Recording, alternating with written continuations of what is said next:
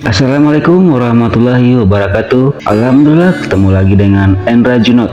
Tahukah Anda siapa Abu Qudamah? Jangan di skip. Yang Semoga subscribe masuk surga. senantiasa dalam lindungan Allah Subhanahu wa taala.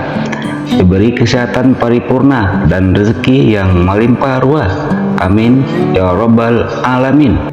Abu Qudamah adalah salah seorang panglima tentara muslimin pada saat perang menghadapi pasukan Romawi.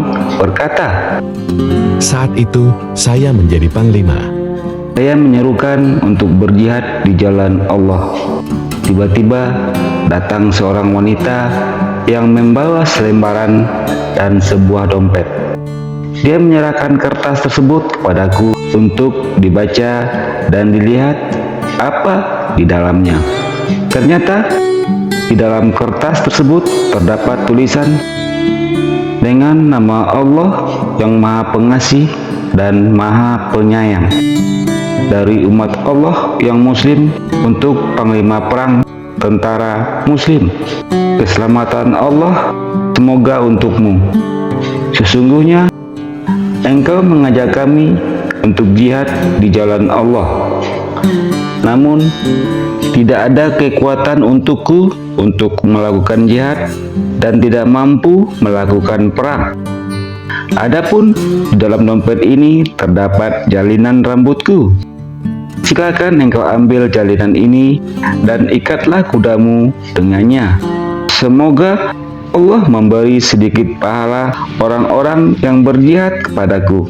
Selanjutnya Abu Qudamah berkata, saya bersyukur kepada Allah atas taufik yang diberikan kepada wanita tersebut.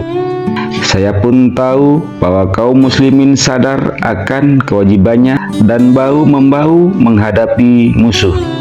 Ketika musuh sudah menuju ke arahku, tiba-tiba saya melihat seorang anak kecil yang sangat muda umurnya. Saya menduga anak tersebut belum layak untuk ikut serta dalam perang karena umurnya masih kecil.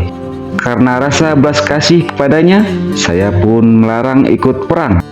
Namun anak tersebut berkata kepadaku, kenapa engkau menyuruh saya pulang sementara Allah Subhanahu wa taala berfirman, berangkatlah kamu baik dalam keadaan merasa ringan ataupun merasa berat. Maka saya meninggalkannya. Namun ia menghampiriku dan berkata, saya meminjam 3 anak panah. Maka dalam keadaan sangat heran dan cemas akan keselamatan dia, saya berkata kepadanya, boleh saja saya pinjamkan anak panah dengan syarat engkau mau mensyafa'atiku apabila engkau dianugerahi mati syahid oleh Allah. Saya merasa saat itu sangat cinta dan hormat kepadanya. Anak tersebut berkata, ya, jika Allah menghendaki, saya akan melakukannya. Maka saya menyerahkan 3 buah anak panah padanya. Setelah menerima anak panah, ia langsung menerjang ke arah musuh dengan gagah berani. Beberapa musuh banyak yang menjadi korban olehnya, dan akhirnya ia pun harus terkena oleh hantaman musuh. Ia jatuh tersungkur di medan perang. Sepanjang terjadinya perang, mataku tidak bisa lepas mengawasi anak tersebut karena merasa kaget dan mencemaskannya. Ketika ia jatuh tersungkur, saya segera berlari menghampirinya. Saya bertanya kepadanya, apakah engkau mau makan atau minum? Ia berkata, tidak. Saya bersyukur kepada Allah atas apa yang saya alami ini. Namun, saya mau meminta bantuan kepadamu. Saya sangat senang melaksanakannya, wahai anakku, kataku kepadanya. Sambil megap-megap, ia berkata, sampaikan salam kepada ibuku, kemudian berikanlah bendaku ini kepadanya. Saya bertanya kepadanya, siapa ibumu, wahai anak muda? Ia menjawab, "Ibuku adalah wanita yang tadi memberikan rambut kepadamu untuk dijadikan tali pelana kudamu, sebab ia tidak mampu ikut terlibat perang secara langsung di jalan Allah." Saya berkata, "Semoga Allah memberkatimu, termasuk pula keluargamu." Akhirnya anak tersebut meninggal. Saya memperlakukan mayat dia seperti layaknya mayat yang mati syahid. Ketika saya memasukkan dia ke dalam kubur, tiba-tiba kuburannya rata kembali sehingga mayat anak tersebut naik lagi ke atas dengan sendirinya. Maka saya mengulangi lagi untuk menguburkannya. Ternyata kuburan tersebut seperti tadi. Lalu saya menggali lebih dalam lagi. Namun tetap saja keadaannya seperti yang tadi. Sampai 3 kali. Dalam hatiku bertanya-tanya, jangan-jangan anak ini meninggal dalam keadaan tidak diridhoi oleh ibunya. Maka saya melakukan sholat 2 rakaat dan meminta kepada Allah agar membuka keadaan anak tersebut yang sebenarnya.